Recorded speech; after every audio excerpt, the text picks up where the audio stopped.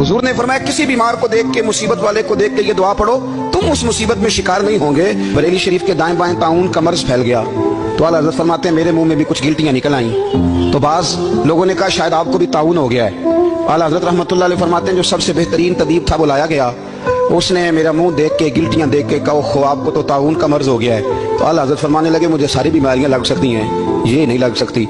उसने कहा हकीम मैं हूं कि आप हैं? फरमाया नहीं आप ही हैं, पर ये बीमारी मुझे नहीं लग सकती, ये मुझे हो नहीं सकती। उसने इसरार किया तो आला हज़रत रहमतुल्लाह ताला अलैह उसको कहने लगे मियां तू जो मर्जी कर लेकिन मुझे ताउन का मर्ज नहीं हो सकता, ये बात तय है। वो नाराज होकर चला गया।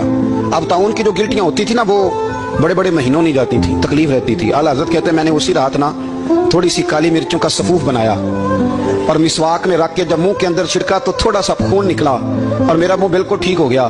सवेरे मैंने कहा बुलाओ ना अपने हकीम को जो कहता था ताउन हो गया है। तो लोग कहने लगे हुजूर आपको वैसे कैसे पता था ताउन नहीं है?